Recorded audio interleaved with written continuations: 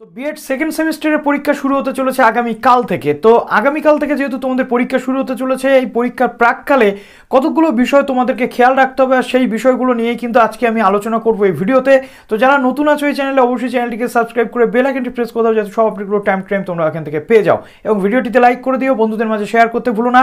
তো বন্ধুরা, একটা বিষয় তোমাদেরকে ক্লিয়ার করতে চাইবো, অনেকে তোমরা বলেছো যে বিএডের এই যে সেকেন্ড সেমিস্টারের পরীক্ষা শুরু হতে চলেছে, এখানে কোন কোন বিষয় তোমাদের খেয়াল রাখতে হবে। তো কতগুলো পয়েন্ট তোমাদের এখানে খেয়াল রাখতে হবে।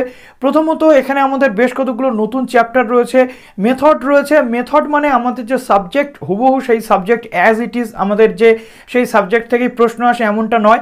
যদি তুমি ইতিহাস বা বাংলা স্টুডেন্ট হয়ে থাকো, সেক্ষেত্রে তোমার যে প্রশ্নগুলো সম্ভাবনা রয়েছে, যেমন ধরো বাংলা পড়াতে গেলে তোমার কী কী টুলস এবং টেকনিক ইউজ করতে হয়, বাংলা পড়াতে গেলে বাংলার লাইব্রেরিতে কী কী বিষয় থাকতে হয়, একটা বাংলা ক্লাসরুম কেমন হতে পারে।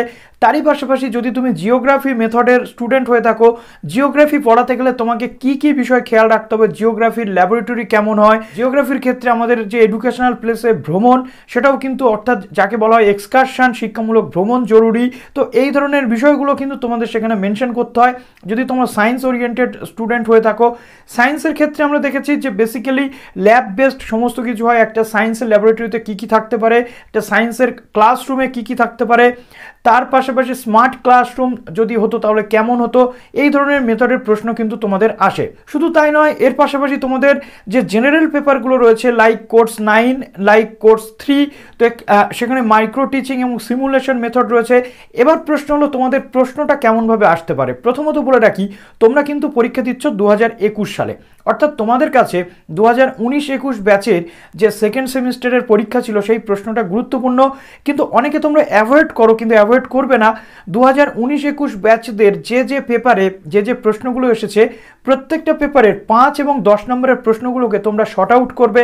শর্ট আউট করার একটাই উদ্দেশ্য কি, প্রথমত 10 নম্বরে যে প্রশ্নগুলো এসেছে সেগুলো যে আর আসবে না এমনটা কিন্তু নয়। 10 নম্বরের প্রশ্নগুলো কিন্তু 5 নম্বরে আসতে পারে, আবার সেখান থেকে পার্ট কোশ্চেন হিসেবে 2, 5ও কিন্তু আসতে পারে। সুতরাং অ্যাভয়েড করবে না। তবে অবশ্যই 18-20 ব্যাচের যে সেকেন্ড সেমিস্টারের প্রশ্ন, সেটা তোমাদের জন্য অনেক বেশি গুরুত্বপূর্ণ।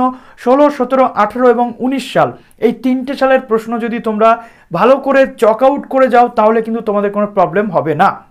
এবার বলতে গেলে 5 এবং 10 নম্বরের প্রশ্ন কিন্তু এই বছরগুলো থেকেই ঘুরিয়ে ফিরিয়ে আসে, কোনো রকম নতুন প্রশ্নের আবির্ভাব হয় না। আবার কিছু কিছু ক্ষেত্রে নতুন প্রশ্নের আবির্ভাবও কিন্তু হতে পারে। তো একটা কথা বলে রাখা ভালো যে আগের সাল থেকে আমি পুরোটা ছেড়ে দেবো এমনটা নয়। আগের সালে যে প্রশ্ন 10-এ এসেছে সেই প্রশ্নটা আমি এই সালে 5-এর জন্য করে যাব। আগের সালে যে প্রশ্ন 5-এ এসেছে সেই প্রশ্নটা যে এই সালে আসবে না এমনটা নয়, সেই প্রশ্নটা কিন্তু 10-এও আসতে পারে। সুতরাং আমাকে সজাগ থাকতে হবে, এইভাবেই কিন্তু আমাকে পড়াশোনাটা করতে হবে, যাতে আমি ভালোভাবে এই প্রশ্নের উত্তরগুলো করতে পারি। ওপেন বুক এক্সাম মানে এটা নয় যে তোমাদের পড়াশোনার প্রয়োজন নেই। বিএডের পরীক্ষা দিতে গেলে ওপেন বুক এক্সাম হলেও কিন্তু বেসিক কনসেপ্ট ক্লিয়ার রাখতে হয়, নাহলে যে প্রচুর উত্তরের বহর, সেটা কিন্তু সম্পূর্ণভাবে তোমরা 1.5 ঘন্টার মধ্যে কমপ্লিট করতে পারো না। তার কারণেই কিন্তু তোমাদের এই পড়াশোনাটা দরকার। শুধু আগের রাত, আজকে থেকে এই বিষয়টা তোমরা একটু স্টাডি করতে থাকো, যাতে তোমাদের কালকে থেকে পরীক্ষা শুরু হলে কোনো প্রবলেম না হয়। আর মেথড নিয়ে ভয় পাওয়ার কিছু নেই। দ্বিতীয়ত আরেকটা যে নতুন পেপার রয়েছে সেটা হচ্ছে EPC 2।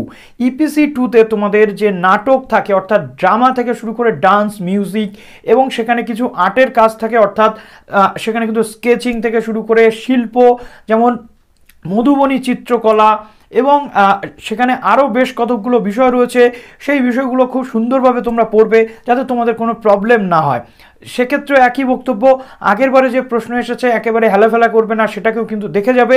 10-এ না আসলেও সেটা কিন্তু 5-এ আসতে পারে, বা সেটাও যদি আবার রিপিট প্রশ্ন হয়, 10-এ হুবহু অ্যাজ ইট ইজ আসবে না, একটু ঘুরিয়ে আসতে পারে, পার্ট কোশ্চেন হিসেবে কিন্তু আসতে পারে।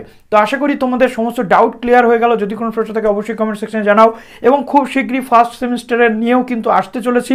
যারা ফার্স্ট সেম রয়েছে তারাও কিন্তু আমাদের চ্যানেলে জুড়ে থাকো নতুন নতুন ভিডিও পাওয়ার জন্য। তো ভালো থাকো সবাই, অল দ্য বেস্ট।